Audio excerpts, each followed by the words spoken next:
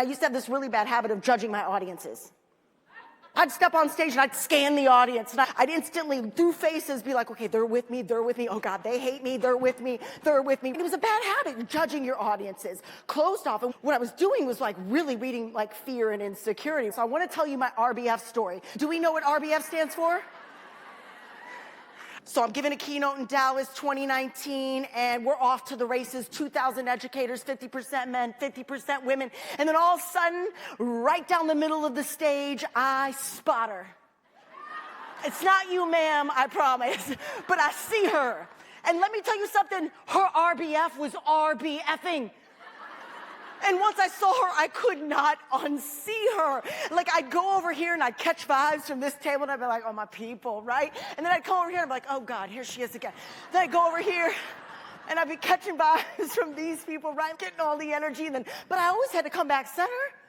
And there she was. I was like, is she gonna go old school and just like pull tomatoes out of her purse and start throwing them at me? It was awful. The audience was none the wiser. I get a standing ovation, no pressure. But I get a standing ovation, we have so much fun, but I felt like I couldn't get out of there fast enough. So I get through the talk, I go backstage, we have a book signing, and everybody's lined up in front of the stage here. And so I'm shaking it off, signing books and snapping selfies and doing all my things, and I'm signing a book, and I lean out to the right a little bit, and she's in line. I'm like, RBF is in this line. So naturally, I am having no fun with anybody in front of me because inch by inch, minute by minute, second by second, RBF is getting like closer and closer and closer. And before I know it, RBF is standing in front of me. And I don't know about you, but when I'm really nervous, I get so weird. And so she's standing in front of me, and this is literally what I said to her. She's like, hi, and I go, hi, my name's Judi Holler. I was your keynote speaker today. Like a freaking border collie. What is happening? No chill. And she's, yeah, I know. And she goes, I got to tell you something. I'm like, what? She grabs me by my shoulders.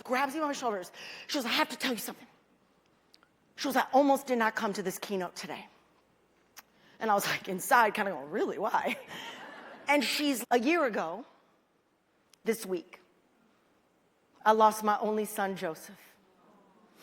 And your talk today on fear made me realize that I have been so afraid to be his mom.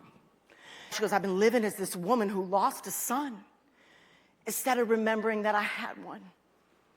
And she goes, that all has to stop today. I'm not afraid to be his mom anymore. Today I start living again. And oh my God, guys, we're still in touch. She's thriving, by the way, thriving. I know. She is so beautiful, so magical. Everybody around us is crying and we're hugging it out, and that moment taught me something really powerful. Number one, RBF no longer means RBF for me. It means really big feels.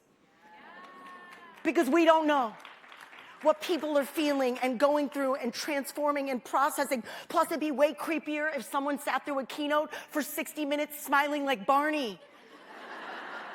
I cannot. And it made me realize something really powerful. I wasn't reading her face, I was reading my fear and my insecurity. And I learned one of my most powerful lessons in any public career, whether you speak on behalf of your company, for yourself, anytime you have to put yourself out there, you can never trust a frown because you don't know.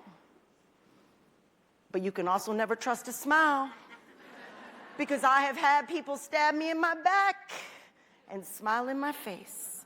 Who can we trust? Ourselves. And that's going to require some courage.